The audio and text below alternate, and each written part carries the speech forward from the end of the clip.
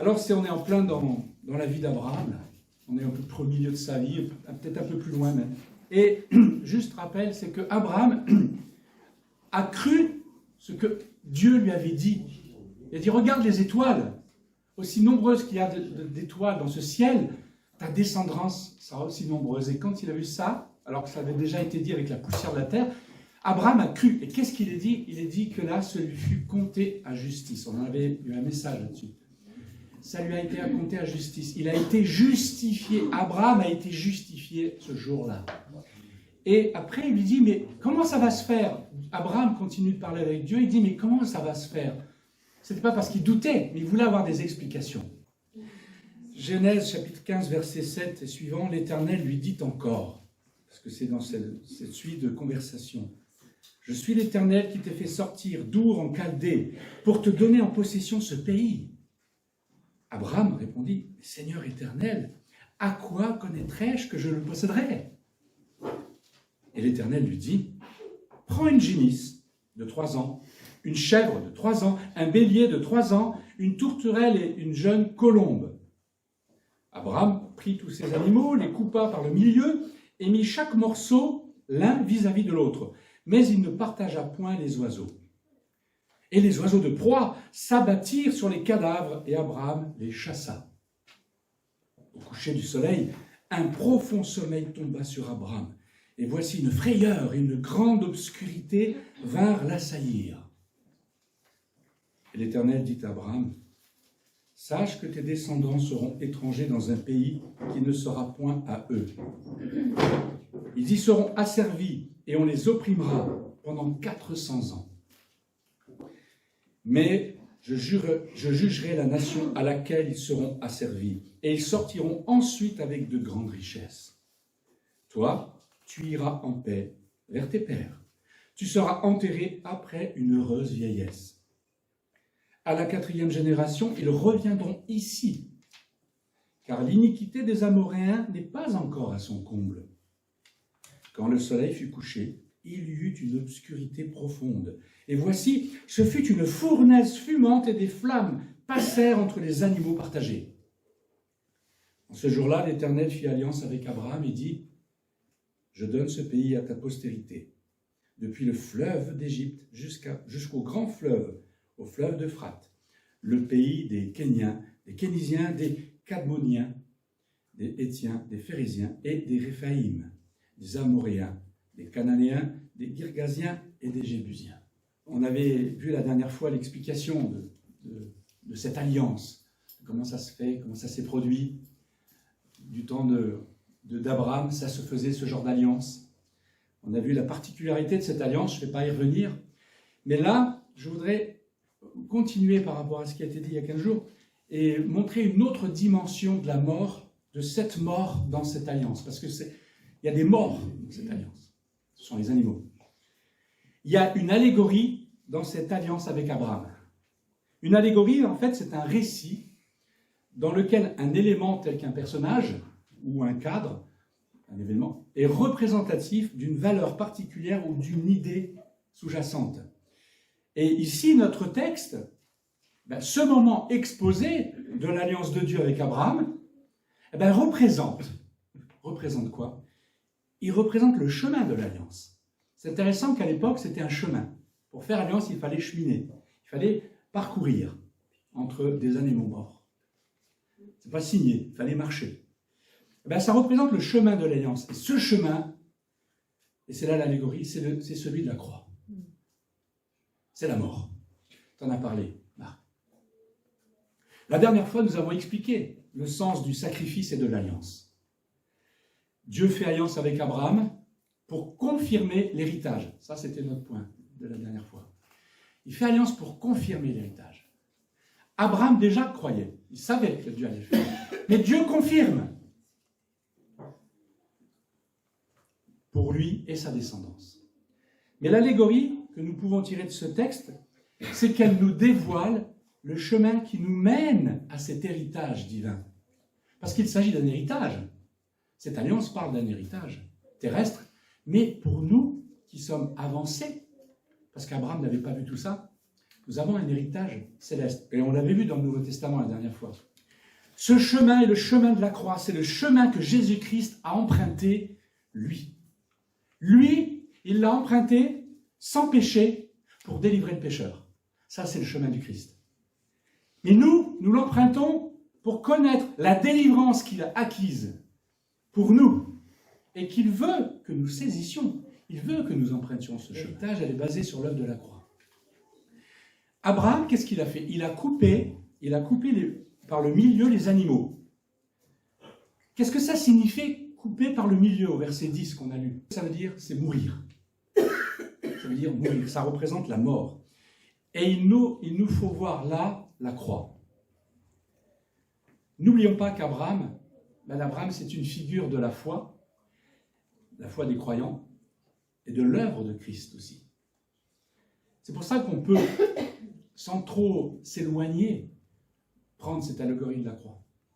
Parce que Abraham, il est vraiment le représentant du croyant, mais aussi de l'œuvre de Christ quelque part. Je pense qu'Abraham ne s'imaginait pas tout ça. Il n'en avait pas conscience, évidemment. Mais Dieu a utilisé sa vie pour qu'Abraham soit un type de Christ, comme il a utilisé d'autres vies, comme David, etc. Alors, Abraham fut justifié. Il fut justifié comme l'homme et la femme qui croient en Christ est justifié. Vous êtes, je l'espère, vous qui croyez en Christ, vous êtes justifiés, n'est-ce pas? C'est important de le savoir. Parce qu'il y a des gens qui viennent dans des églises, qui croient quelque part, mais qui ne sont pas justifiés parce que l'Esprit de Christ n'est pas en eux, parce qu'ils ne l'ont pas reçu. Et c'est important de se dire, Seigneur, est-ce que je suis dans ton royaume? Est-ce que je suis justifié? Est-ce que je suis ton enfant? Celui qui l'est, le sait, car l'Esprit témoigne en lui qu'il est son enfant. Amen. Abraham fut justifié, nous aussi. Que signifie donc passer entre les animaux partagés? Nous l'avons lu. Il est passé entre les animaux partagés. Ça veut dire quoi? Donc on a vu, couper par le milieu, c'est mourir. Qu'est-ce que ça veut dire entre les animaux partagés? Passer entre les animaux partagés, c'est mourir. Le premier, c'est la mort. Et passer entre, c'est je meurs. Parce que si la personne ne respectait pas l'alliance, il mourrait. Je vous en avais parlé la dernière fois. Cela veut aussi dire, par la croix, nous devons passer par la croix, nous chrétiens. Christ est mort sur la croix pour nous délivrer, mais nous devons nous aussi passer par la croix, non pas pour faire comme Christ, nous ne pouvons pas le faire. Il est sans péché, nous non. Mais justement pour saisir cette délivrance qu'il a acquise pour nous. C'est en passant par la croix que ses héritiers se maintiendront dans ce pays pour Abraham. Et c'est en passant par la croix que nous aussi, nous aurons le pays qui nous est réservé pour l'éternité. Là où il y a la maison que le Seigneur nous prépare, le pays de l'éternel. Le pays de l'éternel, c'est le ciel. C'est la vie avec le Seigneur, c'est la nouvelle Jérusalem. Il nous faut réaliser que la croix, c'est vraiment le fondement de toute vie spirituelle. S'il n'y a pas la croix dans ta vie spirituelle, elle est fragile, faible, voire inexistante. Parce que c'est ainsi que le Seigneur nous conduit. À travers nos vies qui sont parfois scabreuses, lamentables. La mienne, à un moment donné, a été lamentable et scabreuse. Et le Seigneur a permis que je passe par la croix. Pour que je sois délivré, pour que je vive une vie nouvelle. Plus nouvelle qu'elle l'était avant. C'est magnifique, mais c'est quand même la croix. Et la croix, c'est pas marrant, la croix. Sans passer par la croix, nous ne pouvons vivre pour Dieu sur cette terre. Même si nous pouvons faire passer un message sur la croix, il y en a qui parlent de la croix, il ne produira aucun effet spirituel à moins que nous ne soyons d'abord passés par la croix. C'est ça, la vie de Dieu. Quand tu vis des choses de Dieu, Dieu les communique. Si tu ne vis pas des choses de Dieu, tu peux parler, ça ne communique rien. Sauf, seuls ceux qui sont passés par la croix, seuls ceux qui sont passés par la croix auront la fournaise fumante, comme on a lu. La flamme brûlante, la lampe brûlante, c'était une flamme qui brillait. En d'autres termes, seuls ceux qui sont passés par la mort auront la vraie lumière qui purifie. Le problème avec bien des gens, et parfois avec nous, c'est que chaque fois qu'ils ont un peu de puissance ou réussissent quelque peu dans leur vie, ils pensent être utiles entre les mains de Dieu. C'est normal, on le pense assez rapidement. Mais en vérité, ce n'est pas vrai. Tout dépend de la nature de ce que vous introduisez dans votre travail pour Dieu. Si vous apportez quelque chose de vous-même, vous avez déjà échoué. Alors, on s'apporte nous-mêmes, oui. Mais si tu apportes quelque chose de toi-même qui fait partie de la chair, qui fait partie de quelque chose qui a été crucifié sur la croix, qu'est-ce que tu veux que Dieu fasse de ça? Il n'en fera rien. Et c'est toute une histoire, ça prend toute une vie pour le vivre et le comprendre et le vivre surtout. Vous n'avez pas échoué parce que vous êtes incapable de vous exprimer. Vous n'avez pas échoué parce que vous n'êtes pas assez puissant. Il y a des gens qui ont un certain charisme, non. Ou que vous ne connaissez peut-être pas assez les Écritures. Non, vous avez échoué parce que vous n'êtes pas la personne adéquate. La personne, à ce moment-là, qui est dans les mains de Dieu pour faire son œuvre. La croix n'a pas fait son œuvre en vous. Et si la croix n'a pas fait son œuvre en vous, si la croix n'a pas fait son œuvre en moi, le travail pour Dieu ne sert à rien. Je crois qu'on le saura dans le ciel, tout le travail qui a réellement été fait pour Dieu. Et on sera très surpris. Il y en a qui disent, « Seigneur, Seigneur, n'avons-nous pas chassé des démons en ton nom? N'avons-nous pas fait ceci et cela ?» Et Jésus, qu'est-ce qu'il leur a dit à ces hommes-là, ou ces femmes? « Je ne vous connais pas. » Ils ont pourtant parlé de Dieu. L'œuvre de la croix, c'est une œuvre qui est essentielle pour nous. C'est pas agréable, mais combien les fruits qui en sortent sont magnifiques.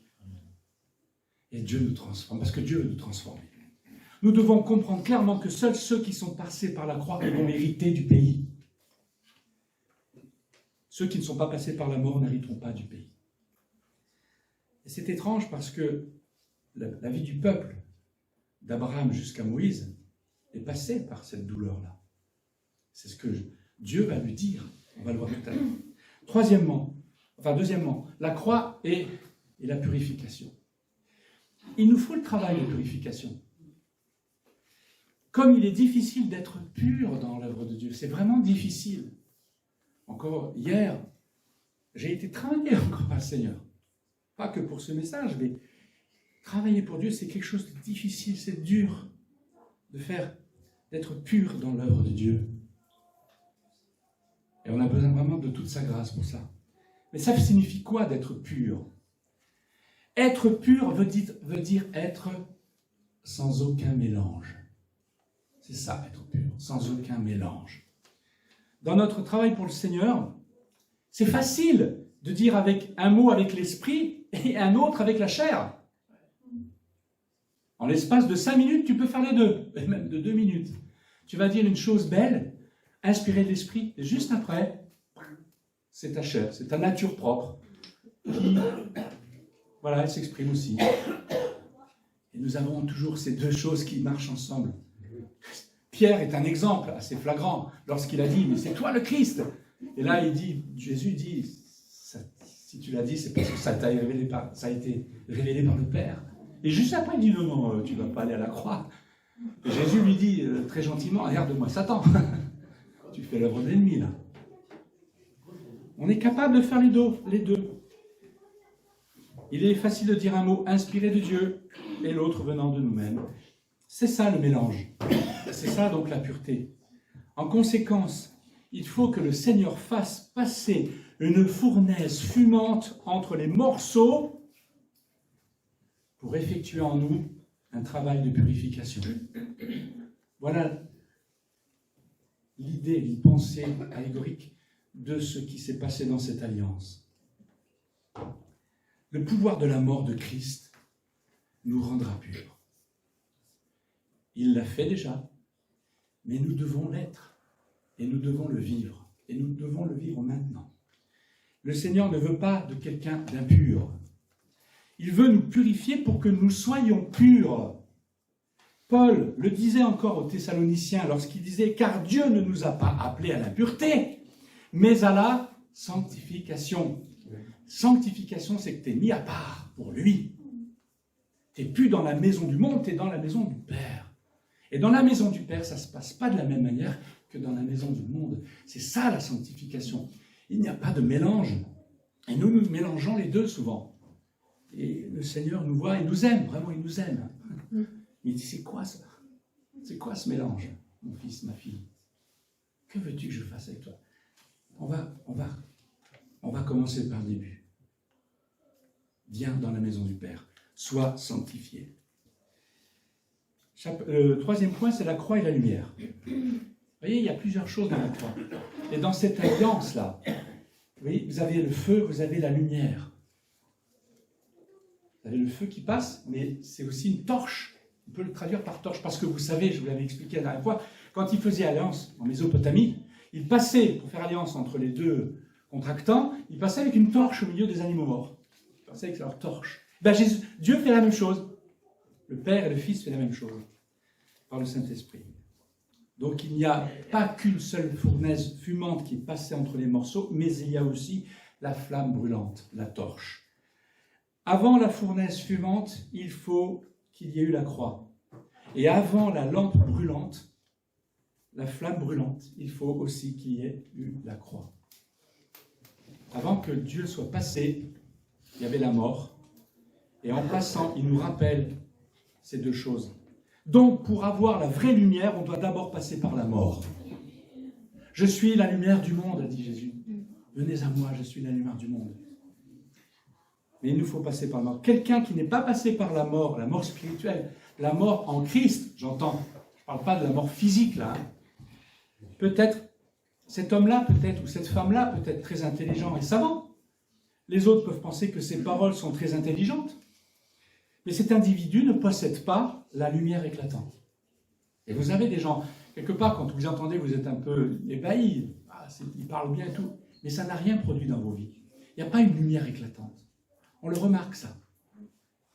La flamme brûlante, la vraie lumière, vient de la croix. C'est étrange, hein? Elle vient du passage entre les morceaux, c'est-à-dire du passage par la mort. Personne ne peut accomplir le ministère de Dieu, parce que nous sommes tous appelés à accomplir le ministère de Dieu, en se basant sur sa sagesse ou ses connaissances humaines. C'est pas comme ça. C'est pas ça qui va produire le fruit.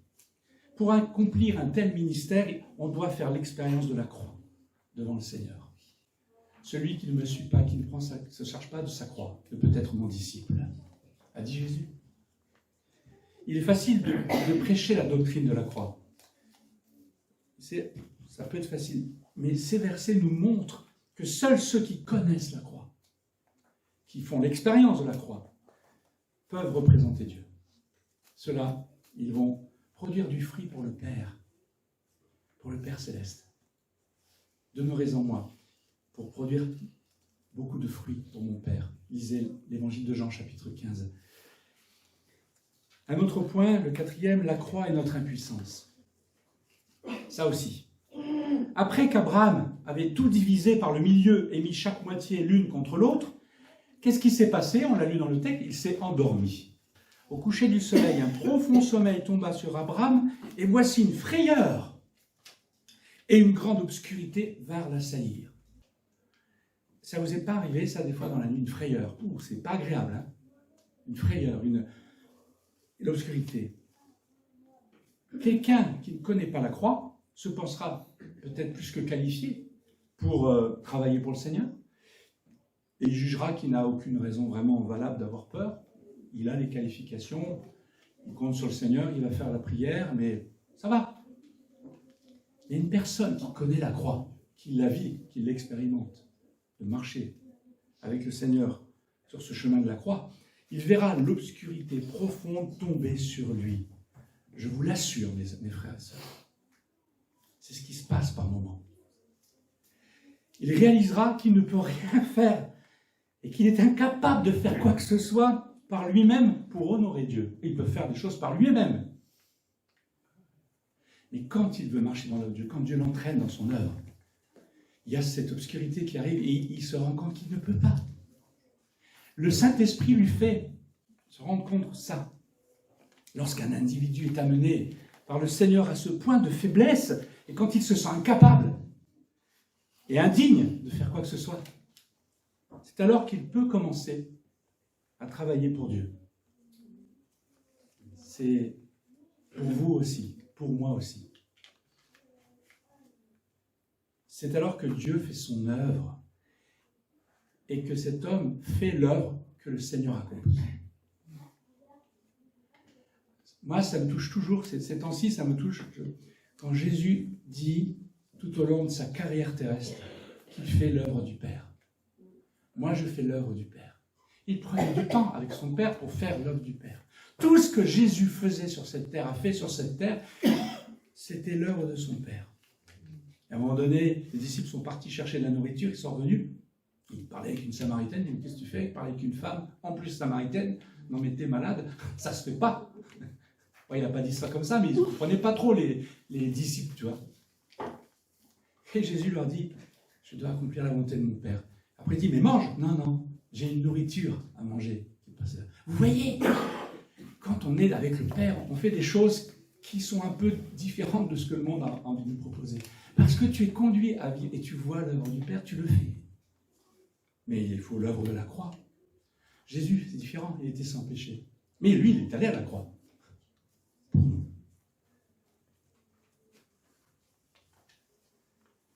Alors, lorsque nous réalisons vraiment que ce travail est l'œuvre du Seigneur, et que nous sommes inutiles, et réaliser, pas le savoir dans sa tête, de réaliser qu'on est inutile, et lorsque nous réalisons vraiment la sainteté du Seigneur et de notre corruption, j'ai jamais été aussi lucide sur mon état, mes amis.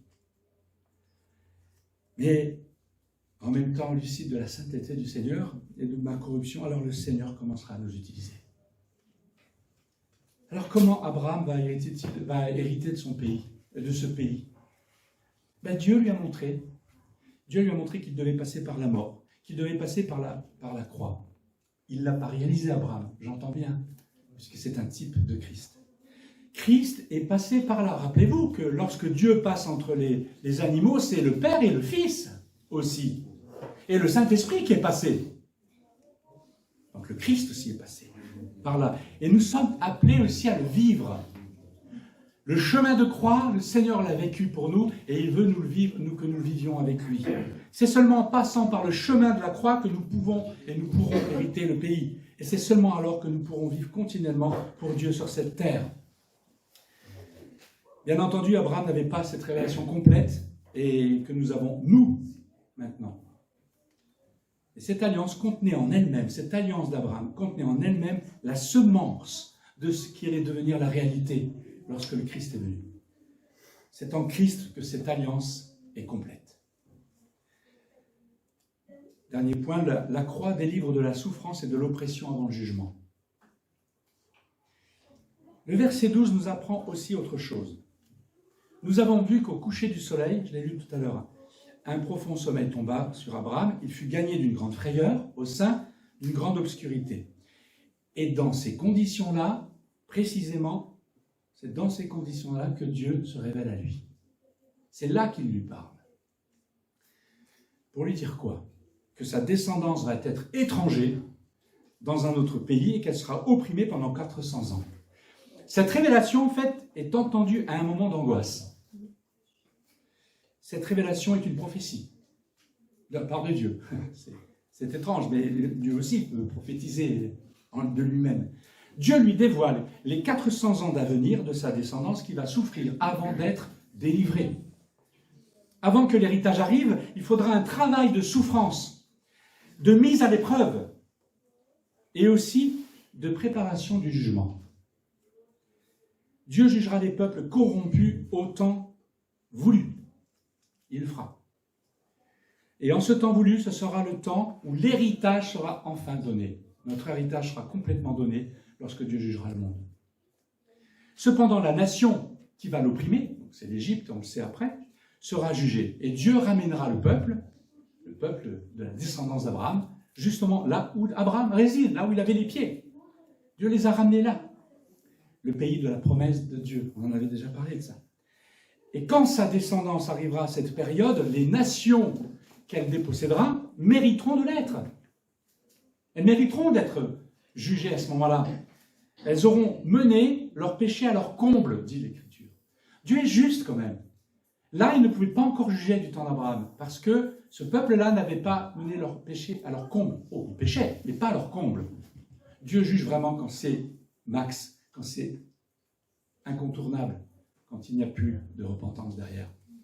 Il juge. Dieu est juste, et il fallait encore tout ce temps avant de juger ces peuples que la descendance d'Abraham allait détruire, en plus. Il en est de même avec les chrétiens nés d'en haut, avec le peuple de Dieu, le peuple de Christ. Ils ne vont pas trucider les gens, c'est pas ça que je dis. Mais ils vont connaître la souffrance due à l'oppression d'une nation comme l'Égypte. Nous allons connaître, et nous connaissons ça. Ce pays représente la puissance de ce monde, l'Égypte. Le monde qui nous a opprimés, qui nous opprime, qui nous a tenus pour esclaves aussi.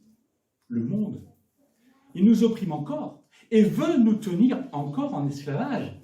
C'est ce qu'il veut faire, nous chrétiens. Il veut qu'on soit encore esclaves de lui, mais on a choisi le monde ou on a choisi le Christ? Mais au moment de notre rencontre avec le Christ, on a été délivrés. Nous avons connu la promesse de Dieu, nous avons connu et nous connaîtrons notre héritage. Afin que tu leur ouvres les yeux pour qu'ils passent des ténèbres à la lumière, de la puissance de Satan à Dieu, pour qu'ils reçoivent par la foi en moi le pardon des péchés et l'héritage avec les sanctifiés. Or, si nous sommes enfants, disait Paul, nous sommes aussi héritiers, héritiers de Dieu, co-héritiers de Christ, si toutefois nous souffrons avec lui, afin d'être glorifiés avec lui. J'estime que les souffrances du temps présent ne sauraient être comparées à la gloire à venir qui sera révélée pour nous. Il faut une sacrée foi pour le croire. Parce que quand tu es soumis à tes oppressions, à tes épreuves, à ta souffrance, tu as du mal à te dire « Waouh, la gloire à venir est encore plus grande que ça !» Ça, c'est la foi. C'est te dire « Oui, je vis des souffrances, tu n'en peux plus. Tu n'en peux plus, tu ne sais même plus comment t'en sortir, mais tu as la foi. Tu dis « Mais ces souffrances-là, je ne parle pas du péché, des souffrances à cause du nom du Seigneur. Elles ne sont rien comparées à la gloire à venir. » Et puis Pierre qui disait que c'était pour un héritage qui ne peut ni se corrompre, ni se souiller, ni se flétrir. Il vous est réservé où? Dans les cieux. Amen. Donc, dans le verset 11 du chapitre 15 de la Genèse, on voit des, je ne sais pas si vous avez remarqué, on voit des oiseaux de proie qui foncent là, sur les animaux qui sont morts. Les oiseaux de proie qui s'attaquent aux cadavres pour les manger. Et qu'est-ce qu'a fait Abraham? Il les a chassés. Pourquoi on nous dit ça? Il aurait pu le faire sans que ça soit écrit, mais ça a été écrit. Les oiseaux de proie représentent aussi les nations. Ils vont s'attaquer à l'alliance de Dieu, que Dieu a fait, est en train de faire, avec Abraham. Et si vous lisez Jérémie, chapitre 5, verset 27, vous voyez que les oiseaux représentent les méchants. Dans ce cadre-là de Jérémie. Vous voyez, l'alliance, n'est que le simple fait de Dieu. L'alliance, c'est Dieu qui l'a faite. C'est lui qui s'est engagé.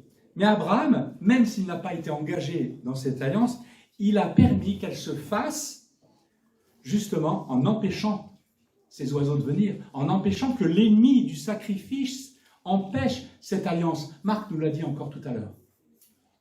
L'ennemi, il veut tout faire pour pas que le Seigneur accomplisse sa volonté. Déjà, quand il était bébé, il a voulu le tuer, puis à la croix.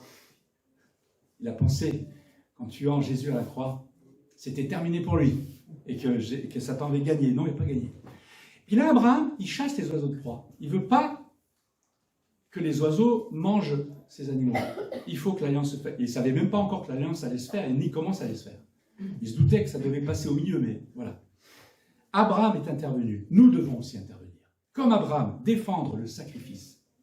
Empêcher que l'ennemi s'empare de la mort du sacrifié. Empêcher que l'alliance se fasse par le sang du sacrifice. L'ennemi ne veut pas que les hommes et les femmes croient au sacrifice de Dieu.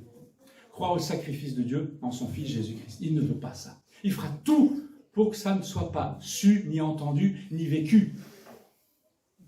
L'ennemi ne veut pas que tu passes par la croix. Il veut te présenter des choses plus formidables, plus luxueuses, plus sympas, plus paisibles. Il ne veut pas que tu passes par la croix. Et il veut tout faire pour que cette alliance... Alors il va tout faire pour briser ça. Non, tu es chrétien, tu es un fils d'Abraham, tu chasses l'oiseau de proie. Il n'y a que par le sacrifice que l'alliance se fera. Le sacrifice ultime, ben, vous le savez, c'est celui du Christ. De même, après avoir soupé, il prit la coupe et dit, cette coupe est la nouvelle alliance en mon sang. Faites ceci en mémoire de moi, toutes les fois que vous en boirez. C'est le sang de l'alliance. Ça nous rappelle, ça c'est l'alliance, c'est la nôtre, ça. Et celle d'Abraham, ça fait écho. Ce sera mon alliance avec eux, c'est Romains 11, verset 27, ce sera mon alliance avec eux lorsque j'ôterai leurs péchés. Il y a eu mort, et le Seigneur enlève le péché. Jésus est par cela même le garant d'une alliance plus excellente. Et maintenant, il a obtenu un ministère d'autant supérieur qu'il est le médiateur d'une alliance plus excellente. Hébreux 8, chapitre 8, versets 6 à 13. Lisez ce texte, là j'ai lu le début. Vous avez 7 fois le mot alliance qui apparaît sur ces versets-là. 7 fois le mot alliance. Et c'est pour cela qu'il est le médiateur d'une nouvelle alliance, afin que, la mort étant intervenue, pour le rachat de transgressions commises sur la première alliance, ceux qui ont été appelés, c'est-à-dire toi et moi, reçoivent l'héritage éternel qui leur a été promis. Amen. Voyez que l'alliance amène à l'héritage. L'alliance avec Abraham, le père des croyants, amène à l'héritage le peuple de Dieu sur terre. L'alliance avec ceux qui ont la foi au Christ amène à l'héritage du peuple de Dieu qui le sera dans le ciel pour l'éternité. Alors, consolons-nous par ces paroles, je finis là, et surtout soyons persévérants, soyons fidèles, confiants en celui qui peut tout. Qui peut tout. Plus tu crois que Dieu peut pour toi, par la foi, plus tu verras Dieu faire les choses pour toi. Amen. Moins tu crois à ce que Dieu peut faire pour toi dans ce que tu vis, moins tu verras Dieu faire les choses. Alors qu'il peut le faire. C'est ta foi. Mon juste vivra par la foi. Amen. Tu es juste devant Dieu. Mais Dieu te dit, le chemin de la croix, c'est ce chemin-là que je veux pour toi. Parce que dans ce chemin-là, la vie de Dieu va se manifester. On le fait. Il y a eu la croix, mais il y a la vie de Dieu, la résurrection. La même chose pour nous sur cette terre déjà. Et ça sera d'autant plus excellent lorsque nous ressusciterons vraiment. Lorsque notre corps de mort sera englouti par le corps de vie. Ce corps nouveau ressuscité. Mais en attendant, nous pouvons déjà travailler et que la vie de Dieu se manifeste dans nos vies. Vous vous êtes approchés, mais vous êtes approchés de l'assemblée des premiers-nés inscrits dans les cieux, du juge qui est le Dieu de tous, des esprits des justes parvenus à la perfection. Car par une seule offrande, il a amené à la perfection pour toujours. Il a amené à la perfection, mes amis. Pas à moitié, à la perfection. Il a amené à la perfection pour toujours. Jacques, Elisa, Stéphanie, William, bon, je ne vais pas citer tout. Vous, mes amis, vous et moi avec. Il a amené à la perfection pour toujours ceux qui sont sanctifiés. Amen. Amen. C'est Hébreux, chapitre 12. Que Dieu nous bénisse, Dieu bénisse sa parole. Merci pour votre patience. Et que Dieu, vraiment, nous rappelle ces choses et nous les fasse vivre. Amen. Amen.